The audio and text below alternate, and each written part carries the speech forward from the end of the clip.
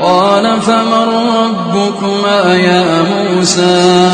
قال ربنا الذي أعطى كل شيء خلقه ثم هدى